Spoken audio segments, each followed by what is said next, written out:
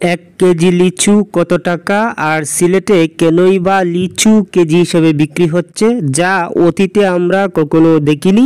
লিচু সাধারণত বিক্রি হয় পিস হিসেবে, সেটা 50 পিস হোক, 100 পিস হোক অথবা তার বেশি।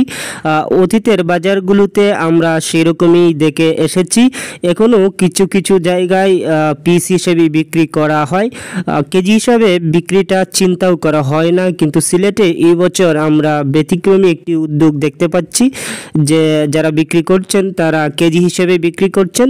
আবার রাজশাহীর লিচু বাজারে নেই বললেই চলে, সবগুলো লিচুই দিনাজপুরি। আজকে হকার্স মার্কেটে এমনটি গিয়ে দেখা গেল। আমি যখন ব্যবসায়ীদের জিজ্ঞেস করছিলাম তখন ওনারা বলছিলেন যে কেজি হিসেবে বিক্রি করলে ক্রেতাদের চাহিদাটা বাড়ে, মানে ক্রেতারা কেজি হিসেবে ক্রয় করতে চান পিস হিসেবে রেখে। সেজন্য ওনারা কেজির এই ব্যবস্থাটা করেছেন, ডাল থেকে ছাড়িয়ে ছাড়িয়ে কেজি হিসেবে বিক্রি করছেন। প্রতি কেজি ওনারা বিক্রি করছেন 180 থেকে 200 টাকা করে, সেটা লিচুর উপর নির্ভর করে। লিচু কেজি হিসাবে কেন বেচরা আপনারা? মানে কিন্তু কাস্টমার পুরো আটিতে আছে তোমার 700 গ্রাম 800 গ্রাম যাবে, আর কেজিতে নিলে তার পুরোটাই পাওয়া যায়। ও মানে কাস্টমারের চাহিদা অনুযায়ী আপনারা কেজি হিসাবে বেচরা, মানুষের কেজি হিসাবে বেশি কিনে আর কি। আর আমি মনে করতাম মনে হয় যে নষ্ট হয়ে যাব, তার লাগি কেজি হিসাবে বেচিলেন। আচ্ছা, লিচুর ক্রেতা কিরকম পাইরা আপনারা কি বিক্রি করছেন আপনারা?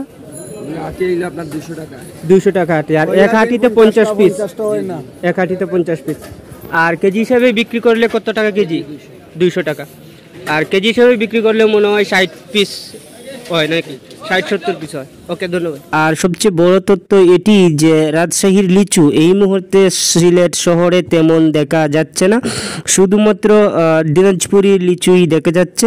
রাজশাহীর লিচুর চাহিদা যেমন বেশি তেমনি স্বাদেও ভরপুর থাকে, কিন্তু দিনাজপুরির লিচুর চাহিদাটা তেমন না থাকলেও এই বছর ব্যাপক হারে দিনাজপুরি লিচু দেখা যাচ্ছে এবং দামটাও কোনো অংশে কম নয়।